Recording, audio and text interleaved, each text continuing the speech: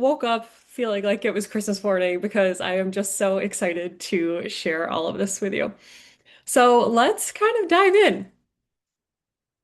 We are focused on creating culinary nutrition experiences. And, this is something that I think is such an exciting area of opportunity for RDs and anyone who has any kind of a nutrition focus, because there is so much that we can do there. I'm going to share some research on this type of approach, why it's so effective. We're going to talk about how you actually begin to create one of these culinary nutrition experiences, what that can look like. I have some real world culinary nutrition examples that I'll be excited to share with you. And then we'll move into culinary nutrition in practice. So that would be, if you're looking to dive into this a little bit more, that would be a great next step. All right, we have a couple more people joining in, so we'll just let everybody in. Beautiful. Welcome, welcome. Lovely to see everybody. Okay, let's dive in. So first, I'll tell you a little bit about me. So my name is Shauna McQueen. I'm a registered dietitian, nutritionist. I'm trained as a plant-based chef. I am also a certified yoga instructor, and I have always been fascinated by this connection between food and well-being.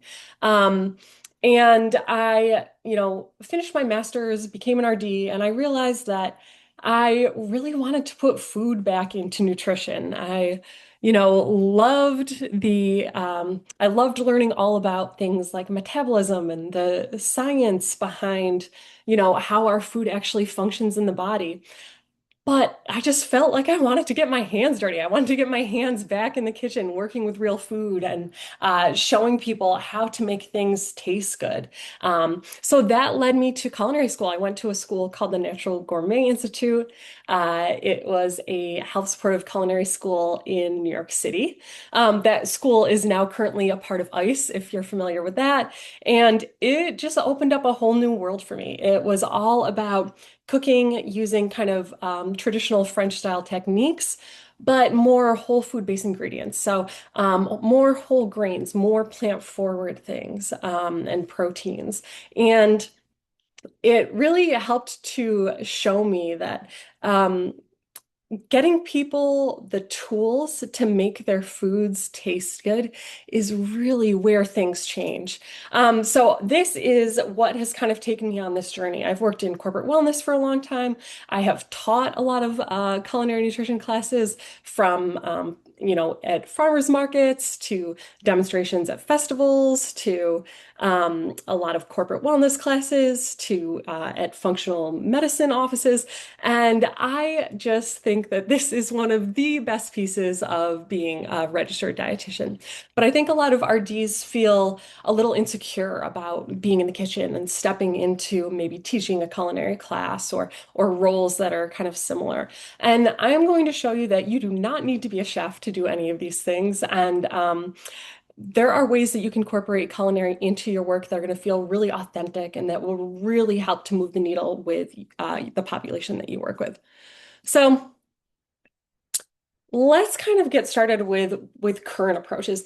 If somebody is looking to change their eating habits right now, they tend to go on a diet. And we know as RDs and people who practice nutrition that diets really aren't effective. So more than half the weight lost over the course of a couple of years, somebody will end up gaining back. After 5 years, about 80% of the weight lost that somebody may have experienced on a diet, they will regain. So it may work in the short term, but this kind of approach really doesn't work long term, and it actually does more harm than good. And I know, of course, everyone here is probably pretty familiar with this research, but weight cycling, where you are kind of frequently putting on weight and dropping weight, on the diet, not on the diet, this is kind of associated with increased health risks. So you have higher inflammation, you have an increased risk of things like hypertension, you have overall poor psychological well-being. Going on these diets, going off of them, that does a lot to impact our food relationship. It creates a lot of tension around food and eating that can become damaging in that relationship. So we know that diets don't work, but this is the approach that a lot of people still seem to be stuck on. And even for us as RDs and people who practice nutrition, this idea of sitting down in an office with somebody and talking to them about what they should eat still may be missing an important tool of how we can get people to truly change their relationship with food and to, get inspired by eating more fruits and vegetables and things with fiber that are good for them. So we all know that we should eat more fruits and vegetables. So that isn't, sorry for the order being a little wonky here. Um, we all know that we should eat more fruits and vegetables. That's not a thing that anybody would debate. But actually getting people to eat more fruits and vegetables is where we're really struggling. So in the US, only about 1 out of every 12 adults actually meets the recommendations for fruits and vegetables. And we all know we should do it. So there's a bigger thing that's going on right here. And of course, there are additional issues or things that are relevant, like accessibility, socioeconomic level, education level. All of these pieces are certainly playing a role. But what we're seeing is just this overall trend where most people aren't eating things that they know are good for them. So what's going on there? For a lot of us, it might just be a food skills gap. So we may just not know how to really choose the ingredients that are good for us, what we should look for, how to combine foods and pair them, how to balance flavors. And this is one of the skills that I think unlocks so much for people. If you can take something like a carrot and turn it into something absolutely fantastic and crave-worthy, that is an incredible skill. So that is something that I love helping RDs to kind of focus on, and I love helping clients to work on as well. So in addition to that, we also, I think, need help with being able to adapt and improv in the kitchen. So always having to work from a recipe and to read something and to make sure you have the exact right ingredients that the recipe calls for. That can be a lot of mental and emotional work of, do you have everything that you need? Do you have to go shopping? Is everything good? Is it ready to use? What needs to be prepared ahead of time? But once you kind of build up your food knowledge and you can open up the fridge and say, boom, boom, boom. I know these things are going to look or taste great together. I know exactly what to do with them. That creates so much freedom in your approach to food. And that is what is in kind of direct opposition to the diet approach of, here's what you should eat. This all of a sudden opens up so much possibility. And we'll talk about the psychology of what that does in a second. But it makes eating well sustainable. So we become better at, planning for foods that are going to work within our lifestyle. Not everybody's going to have an hour to prepare a beautiful meal from scratch, and that's okay. There are a ton of different barriers that we may need to address as RDs with our clients of what they might be going through at any given moment to help them nourish themselves. So, if, for example, let's see, was it Melissa was working with people who have survived from cancer. So helping them to eat more anti-inflammatory foods, or if they are in treatment, how do you help them to make, those small, frequent meals that are going to be less overwhelming or easier to tolerate, but that don't include a lot of active cooking time when you're already exhausted. So being able to meet our clients and our patients where they're at, wherever they may be with this food skills gap and any barriers they may currently be experiencing to cooking, unlocks just so much. And then the other piece is, how do you actually be efficient in the kitchen to do things like save time, ingredients, and reduce stress in the overall food process? So And that is one of the things that you do learn in culinary school. And, something that I help RDs with all the time of how do you plan things and think like a chef, even if you don't have to, even if you aren't a chef, but how do you think like a chef so that you are making things easier for yourself, that you could have like just a little bit of knowledge on knife skills to make things more efficient in the kitchen. And so that you're maybe not wasting as many ingredients and things can go a little bit more smoothly because you can think through recipes and meals and prep from a really logical standpoint, so it flows across the board. Um, but this is one of the things that we'll talk about in culinary nutrition in practice too. So there are so many different barriers to why somebody may not be cooking, and there are different ways to address each and every single one of them. And for us, working with different populations, we have to identify what those are. Is it a knowledge issue? Is it an access issue? Is it a support issue? Is it a time issue? And then from there, we can help to kind of close that gap and give them everything that they need. So we know we should be eating more fruits and vegetables. We know we should be eating more whole foods, but we tend not to do it. And we've kind of embraced this diet mentality for years and years and years. And I feel like we're kind of still breaking out of that, maybe some ways even swinging back in. But I think, getting people to focus not on the what, but the how is where things really, really transform. And there's some really fascinating evidence that also supports this. So, as we have seen, diets just don't work. But the truth is that cooking does. So long term, people on diets, they tend to regain the weight. They tend to have increased preoccupation with food. They tend to experience things like a sense of failure if they can't stick to the diet. They start blaming willpower, and it just creates this cycle that can be really unhelpful for us. But cooking, on the other hand, does the exact opposite. So this helps to reconnect people with food in a positive way. And there's a lot of cool research that shows that people who cook more, they eat more fruits and vegetables. They have higher dietary quality than those who don't. They tend to consume fewer, ultra processed foods. And in addition to that, cooking helps to build self-confidence and self-efficacy and being able to nourish yourself well. So when we teach somebody to cook, we're not just giving them recipes, we're helping to give them skills. I'll just let somebody else in here. Helping to give them skills that form habits that ultimately end up shifting their identity and support their long-term well-being. All right. So let's kind of keep moving on. I want to dive a little bit more into what this approach does for people. So again, I'm apologies. This didn't quite land in my 1, 2, 3, 4, 5. But the psychology of cooking and what cooking actually does for us. Once we start doing that, food can become joyful again. So after having a lot of tension from, taking more of a diet-based approach, nutrition can become alive. It can be something that we're excited about and something that, we can build curiosity around and want to try new foods and flavors. And it really kind of gets us into a completely different mindset. So rather than that diet mindset of I need to eat within this specific thing, it's all of a sudden I can do all of these things. I have the ability to nourish myself within whatever framework works within my lifestyle for now.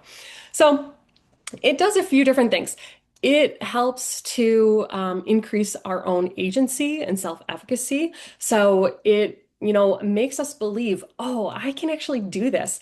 When you complete a recipe, when you make something from scratch, even just something like roasting vegetables, it can boost your confidence. And then this helps us to, feel like we don't need so many steps or recipes or frameworks to go from because we can start building up our own intuition with those kinds of things.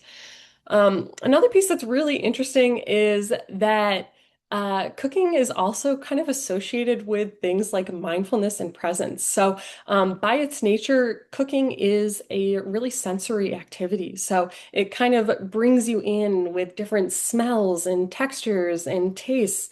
And through that and through the awareness that you have during that process, it can help to actually reduce stress.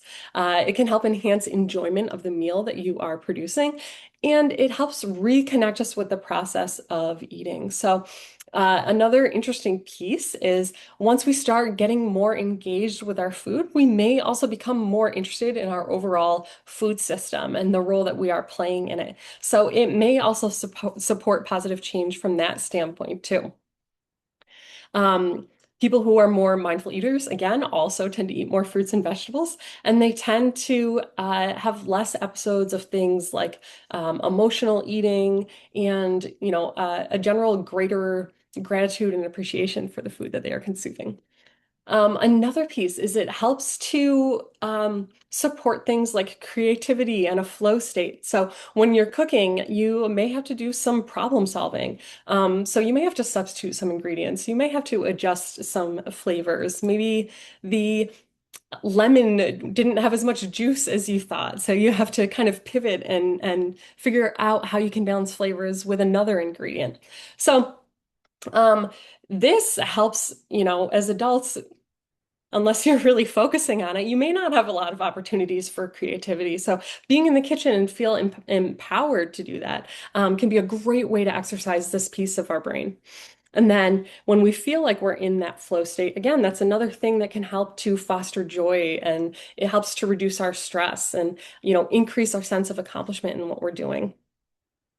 And then moving on, cooking also helps to build stronger relationships. If people are cooking together as a family, it literally creates more trust in your family, stronger, better quality relationships, and a sense of belonging. So, as we cook together, it helps to foster our own empathy. It helps us to appreciate different cultures, and it helps us feel more connected. And again, this can be another powerful driver for helping to sustain that behavior change. And then the last piece is um, it supports identity and self-expression in a way that a diet-based approach doesn't. So if somebody is telling me how I should eat my food and what that food should look like, that can be really limiting. And that makes me almost want to break out of that box and to explore and do something else. But if I have the tools that I need to cook for myself, then I am able to use that as a form of self-expression. And that feels really satisfying. And then that helps to drive me to continue going. So as you kind of can see, this is creating ultimately a positive feedback loop that dieting doesn't really have. So if we can help our clients, our patients improve their cooking skills to have a deeper kind of sense of nutrition knowledge, that increases their self-efficacy. That then increases their intrinsic motivation. They want to keep going. They're feeling good about it. That then improves their dietary quality. So they tend to eat more fruits and vegetables. They tend to eat more whole foods. Then that ends up improving things like their mood, their energy levels, their sleep quality might increase, their focus may increase. They may experience changes in their weight that might be aligned with goals. And then after that, they have additional positive reinforcement, and that makes them want to keep going even more. They feel better and they have a greater capacity to follow through with these different healthy behaviors. So then that is turning this into something that becomes really sustainable, versus those more kind of diet-based approaches. So I have always felt, and this is what led me to culinary school in the first place, that nutrition coaching really doesn't belong in an office. It belongs in the kitchen. And behavior change doesn't really happen with things like a handout or a meal plan. And it may work for a little bit, but when it comes to real life, if we can get somebody chopping ingredients and stirring and tasting and, having their hands on all of these things, that really create something that changes long term. So this is where nutrition doesn't just become a thing of what you should do. This becomes something that people are engaging with and putting into practice every single day. So this is the approach that I just love so much, and I have found so much success with it, and for me, so much meaning as a practitioner as I've kind of gone on this journey with people and shown them how to use these culinary skills to create something really beautiful that they love. Because the truth is, as I've kind of shared, once you take this kind of approach, the what you're eating matters a little bit less because if you're embracing this kind of approach, you already are, as I've shown, you already are more likely to eat more fruits and vegetables, more likely to eat more whole foods, likely to eat fewer highly processed foods. So it opens up a whole new world that actually doesn't feel restricted. And that's what makes it so successful. Okay, so if you are an RD and a practitioner and you want to start incorporating culinary nutrition experiences into your practice or into your work, what does that look like? There are a ton of different ways that you can begin to do this. You can do things like one-on-one kitchen coaching, so you can actually cook alongside a client. Um, and this can be virtual, it can be in person. This is something that I think is so effective because you're standing with somebody, maybe you're in their actual kitchen. You can see the types of ingredients they tend to have. You can see the equipment that they have, their particular skill levels when it comes to preparing something. And you can use all of that information to help build something that is going to be really exciting for them. And it's going to fit into their life because I think what is most important is this is not a one size fits all. We all have different reasons why we might be motivated to change our diet, why we, have difficulty kind of cooking in the first place. And then this one-on-one approach helps us to really dial in on that individual and what they need. Next, you can do group cooking classes. This for me is always one of the things that I have the most fun doing. If you're with a big group and you're cooking, that helps to create so much community. That gets people excited. It builds, a lot of engagement as people are.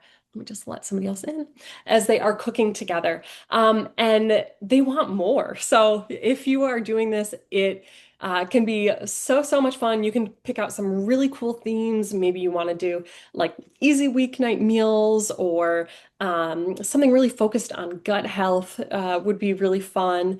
But these are always really great. They can last anywhere from like an hour to up to 3 hours, where then you're actually all sitting down and eating the meal together. And it can just be so much fun. It's like really one of the things that I love the most. And if you're interested in executing that, I have a lot of tips for getting started. Next, just kind of simple meal prep sessions. So maybe you have clients who are motivated to change their habits, but they just need some inspo and support when it comes to prepping things for the week. And these can be really effective, and people are willing to pay for these types of sessions. And it's just kind of weekly support where it's, I am here, I'm going to help you plan, get everything that you need, and to execute something so that you are set up for the week and you feel really excited about it. Next, grocery store market tours.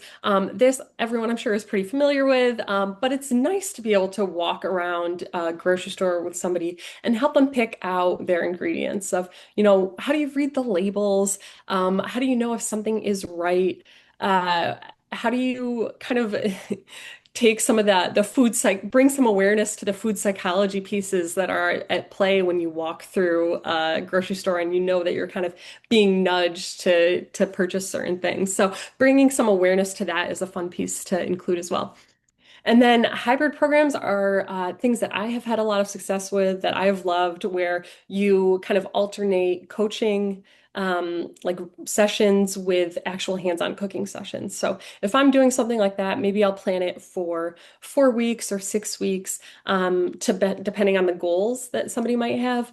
But these are a lot of fun, and it doesn't mean, and it leaves it open so it's not an all or nothing opportunity for you, so that you can kind of include the coaching and you can follow up and have a really good conversation. But then you also have this really lovely hands-on piece that can inspire your clients. Next, corporate wellness experiences. So this could be kind of a lunch and learn. You could do a demo for people. And then another piece is pop-up style events. So maybe you want to do a cooking and yoga class, maybe you want to do a supper club or a community workshop, something that's a little bit more retreat style. There are all kinds of ways that you can really build this out. Okay, so as you are creating a culinary nutrition experience, there are really four main steps. And the first one is you got to learn. So you just have to build up your culinary confidence. And some of this, I think, is mental for us as RDs.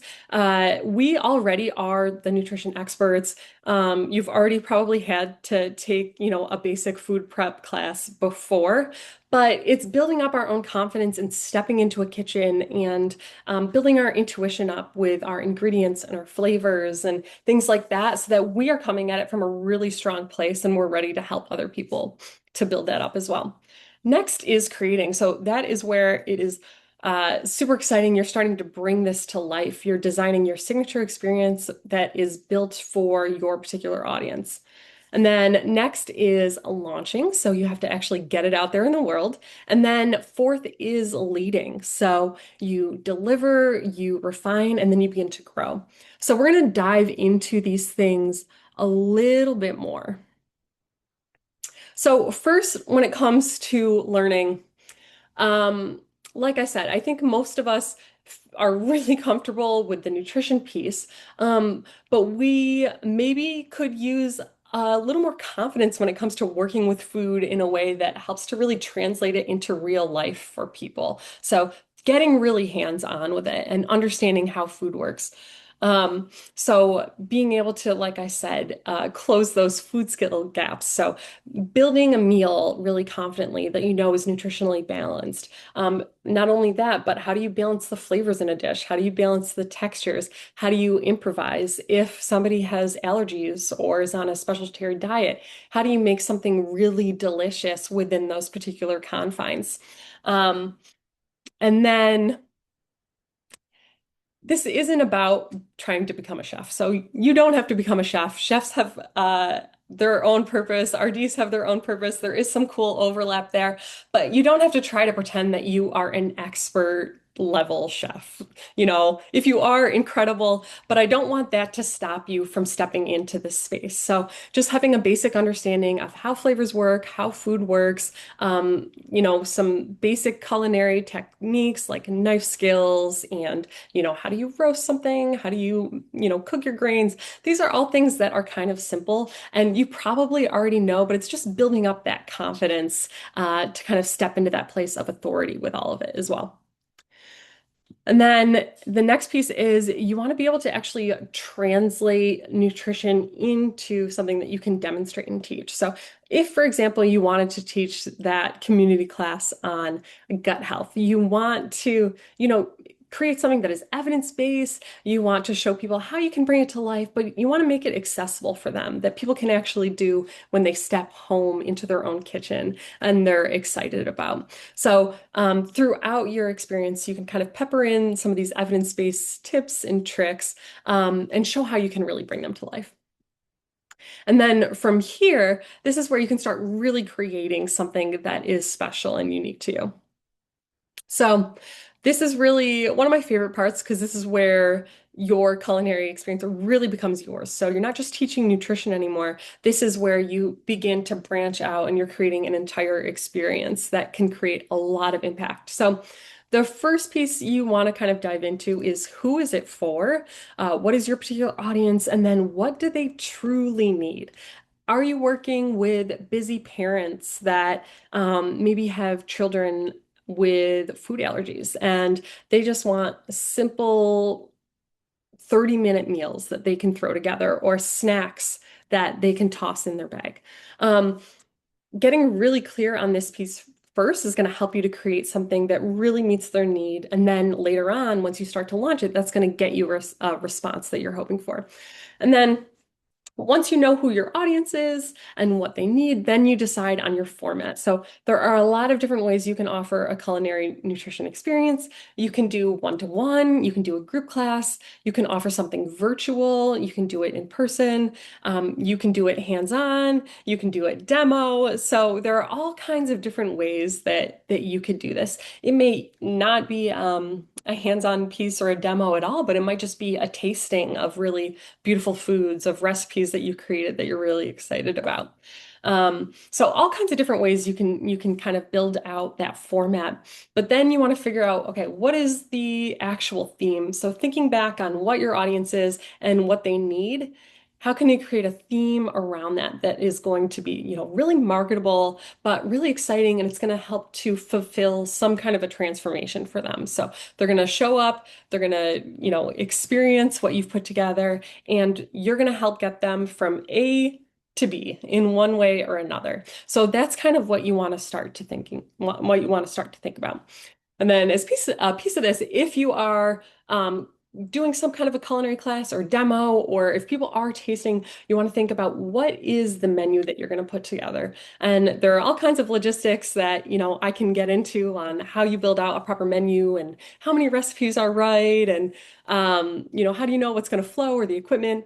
But we don't really need to dive into that piece here, but you want to be kind of strategic in making sure that whatever you choose in this menu, it's going to align back to the theme that you've put together, and it meets that need and that transformation that you're promising across the board.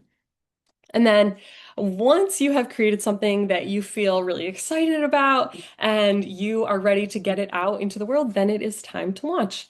So this is where I think it's really easy to get stuck, because I think everyone, and coming from experience, I know RDs can be, you have very high standards. So I know a lot of us want things to be perfect before we put it out there. But I want to tell you that this isn't something that you should get stuck with. So, or get stuck on rather. This is where you want to start bringing things out into the world, because that's going to help you make it stronger and better faster.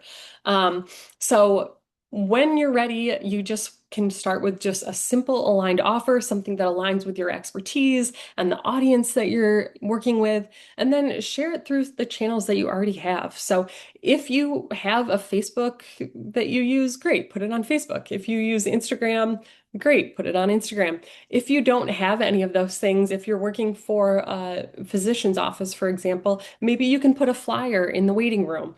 You know, where you already know people, that's a great place to start, because those people already are going to trust you. So whatever that may look like for you, that's a great place to get started and to begin testing everything.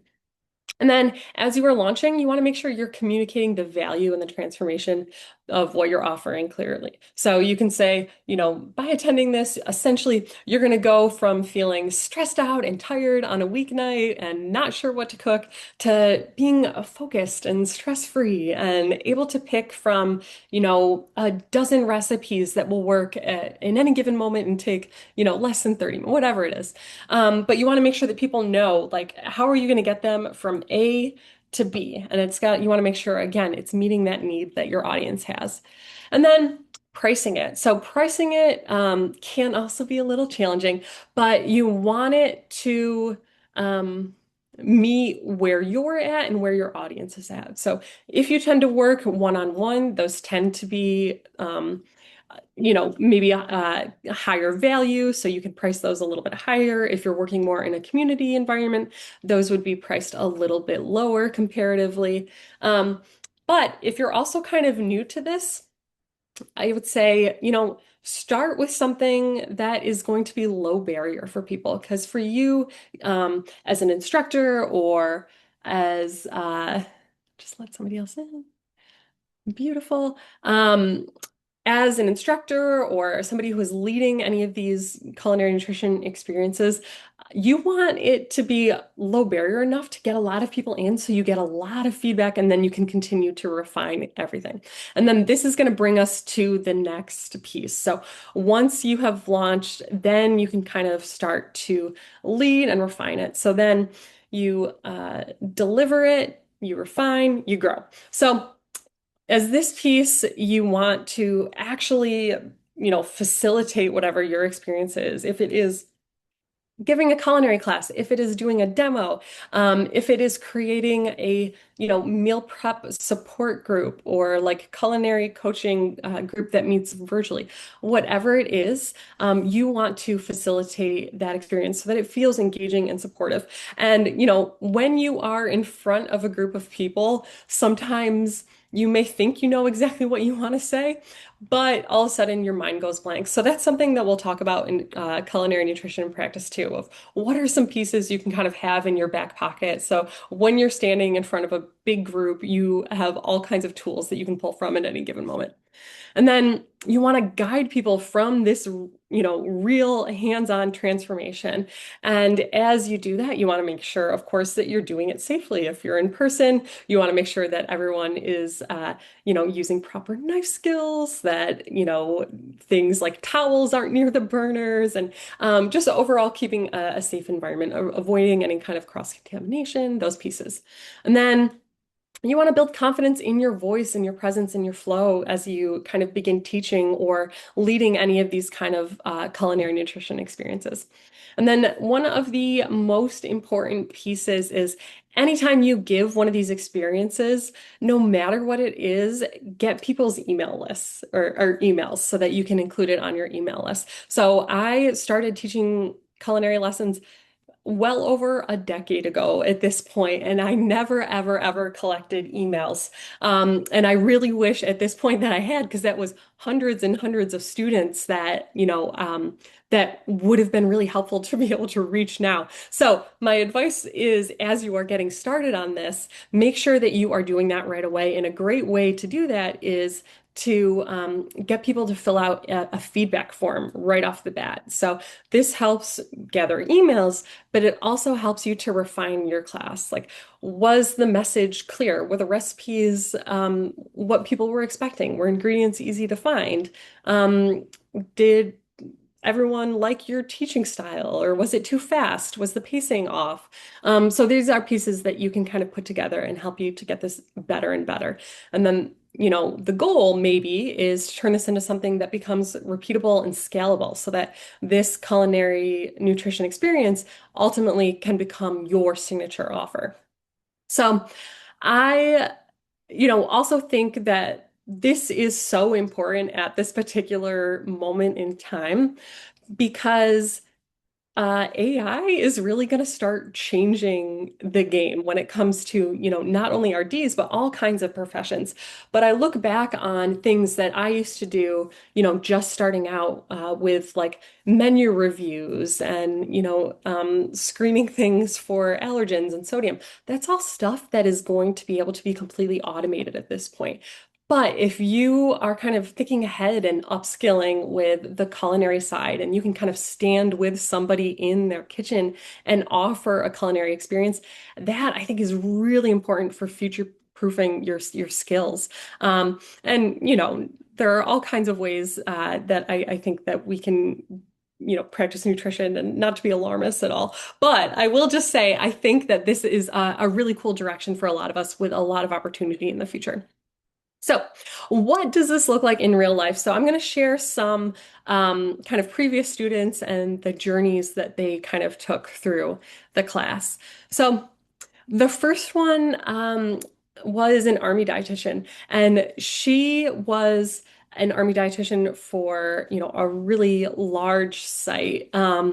And she wanted to create a cooking class for pregnant troops, which I think is just so cool and unique. And that kind of came with some barriers. So she needed to think about things like being really mindful about budget and, not using a lot of equipment and maybe being really busy and needing to maybe also train.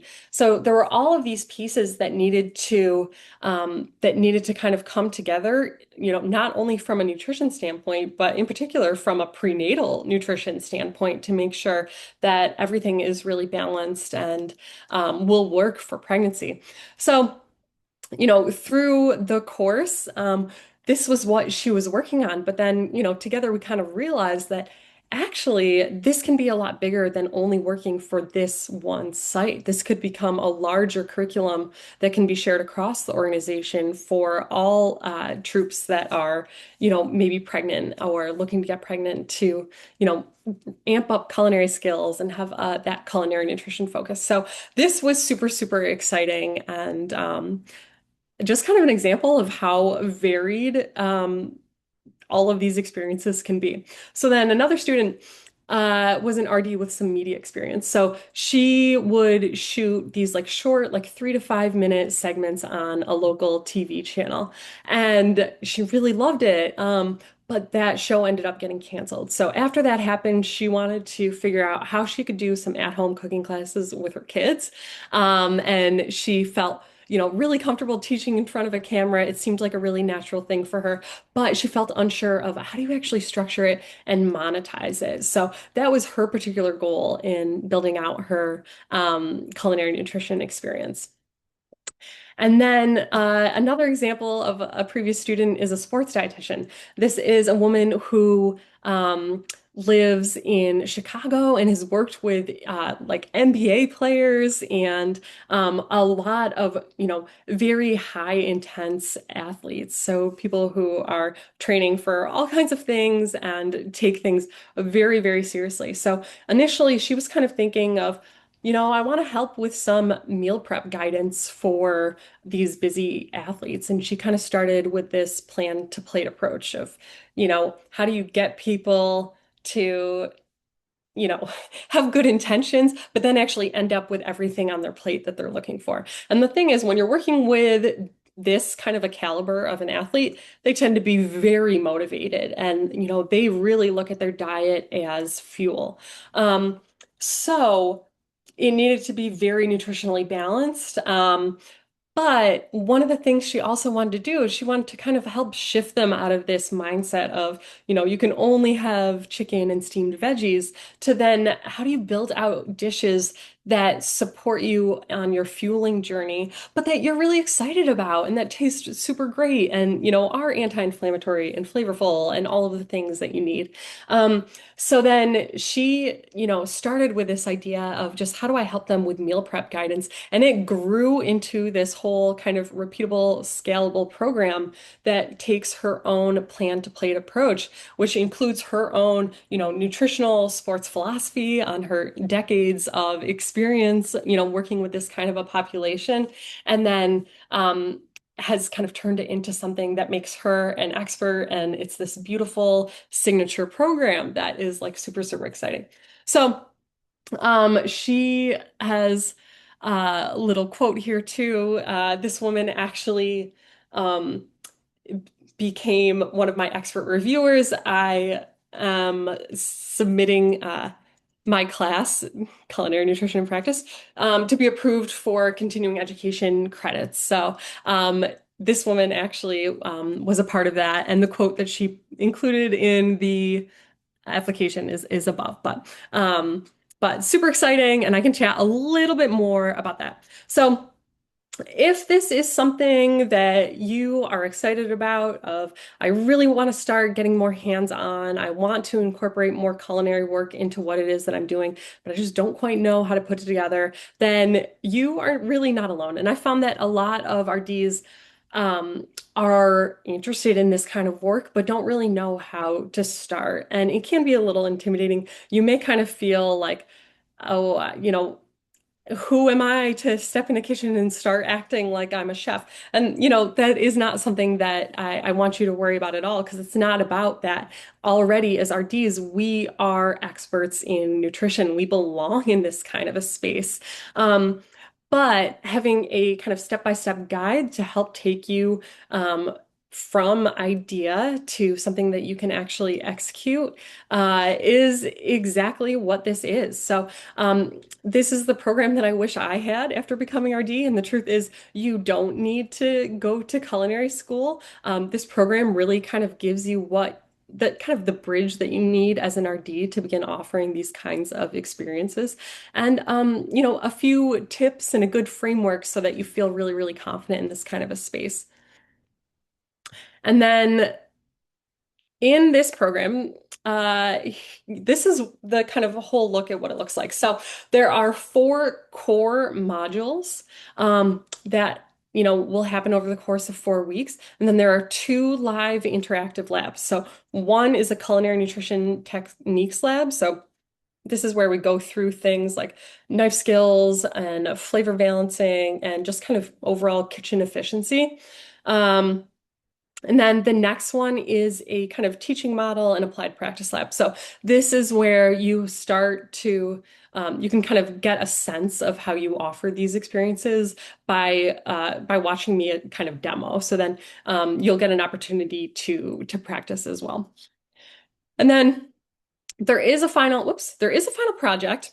The final project is optional, but highly recommended because over the entire, 4 weeks, you have assignments and you're building out this experience. And if you're doing all of the assignments across the board, by the end of those 4 weeks, you have something that you can execute right off the bat. So the final project, you'll have 2 weeks after the class ends to submit the final project and get feedback. Like I said, this is optional, but highly recommended. There also will be some office hours, so totally optional. But if you feel like you have a question, you need a little more support, you can always pop into those. And then there will be an exam following the entire course. So I have submitted, like I said, this course for 20 CEU credits. So it is in process. I will hear back over the next couple weeks, likely before this program kicks off. But really excited about that. And if you are looking for those credits, then you have to make sure that you take that exam as well. You'll also get all of the downloadable materials and resources, lifetime access to the course content. And, while I would love everyone to attend live every single time, everything will be recorded too. So if you're unable to, I completely understand. So here's what the 4 weeks looks like. And the schedule can change, based on who signs up. So when enrollment kind of closes, we'll send out a survey and figure out, what is the best time for everybody to make sure that it really works. But probably what will happen is the lectures will happen on a weeknight in the evening, and then labs will probably happen like Saturday mornings. But this is flexible. We'll work on it together. But this will give you an idea of what things will look like. And then everything will wrap up before Memorial Weekend. So it'll happen pretty quickly. So the week of April 27th is when we'll get started. That's when we dive into the culinary nutrition foundations. So we'll dive more into, food behaviors, the psychology of cooking, different culinary techniques like those knife skills that I talked about, flavor balancing. We'll look at things like spices and, potential health benefits and, plant pigments and all kinds of exciting things related to culinary nutrition. So then in that lab, that's where we bring it to life. So we'll cook a few recipes together, and I'll share some kind of tips and tricks throughout or talking points that you can use in future culinary nutrition experiences. Week two is about designing your experience. So your format, your audience, your theme, all of those pieces will start to take shape in week two. And then week four is when you start thinking about bringing it to life. So how are you going to launch it? How are you going to market it? How are you going to price it? And then we'll dive into some world applications. So I have a few case studies of different kind of culinary experience scenarios, like group classes or one-on-one classes or demos. And we'll share some tips for each one of those. And then that's where we'll do the teaching model and applied practice lab. And then week four is self-paced. So this will be a recorded lecture because I know we'll be getting close to the holiday weekend. People may already be traveling. So that is where we're starting to integrate everything together and deliver it with confidence and create something really great. And then as one of the things that, we really dive into in that piece as well is once the class ends or once the experience ends, your relationship should continue. So how do you keep that going and how do you nurture that so that, a one-time student becomes somebody that is thrilled with every single offer that you're putting up?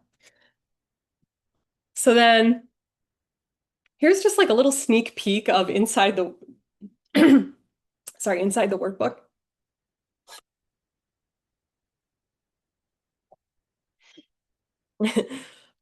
So, excuse me.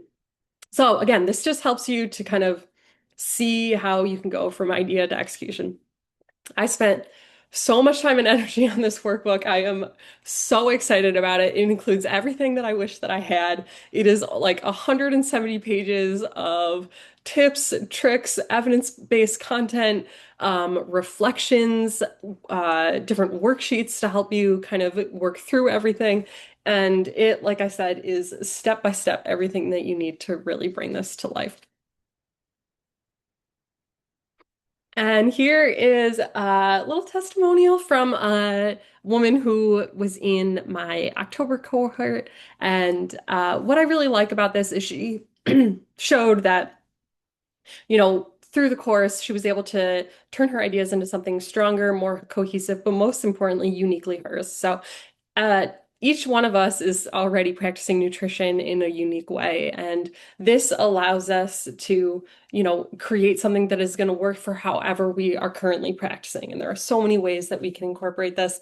And that was one of the pieces I was really excited about that she felt, worked really, really well because this isn't just a template. It's building something from scratch that you then can turn around and continue building on and create even a career around. So if you are interested, we are going to be kicking off in a few weeks. The program is $497. That includes everything, the live instruction, those 6 classes, 4 lectures, 2 labs, all the materials, and everything that you need to begin implementing this work in the next few weeks. And then if you enroll in the next 48 hours, then you will get a free 30-minute culinary nutrition strategy session. So that means that you and I will sit down, we'll talk about how you're currently practicing nutrition and some ways that we can start incorporating culinary nutrition into it that is really exciting and will work with your current population. So I see a question from Melissa now of how many cohorts do you have per year? So I will be doing about 3. So the next time I will be doing it will be in the fall, so probably around September, mid-September. And if there are any other questions, feel free to pop them in the chat. I'm happy to cover anything that would be interesting. If you have a question on just like culinary nutrition experiences in general, feel free to toss them in.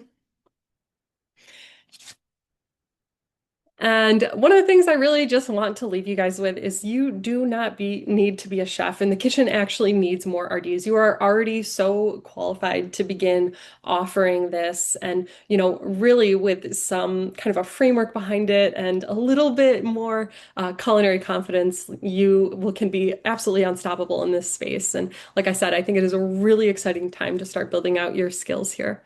Um, so if there aren't any other questions, I would love to just thank you all for your time today. I really appreciate you coming by. Would love to see you in culinary nutrition and practice. I will send out an email with the replay of this and some extra information.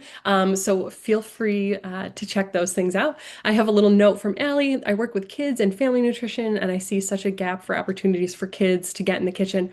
Would this program help with creating these experiences for kids or more geared towards adults? Oh my gosh, it is perfect for working with kids too. And this is something that I'd be happy to work with you one-on-one with too, because there is so much potential for kids learning culinary skills and learning culinary skills when you're young. Kids that participate in that, research has shown that even a decade later, they still are practicing a lot of those habits, and it's improved their dietary quality. So your audience is very specific. There are some ways that you may adjust your teaching style or the types of recipes maybe that you want to use, but this absolutely works for that as well. And it is a very exciting piece to get into and super meaningful work. And I also see a lot of opportunity there. Yes, yes, Ellie, let's chat. That is really, really exciting. Love it. Thank you guys so much. Anyone else? Any other thoughts on where you want to take this or questions?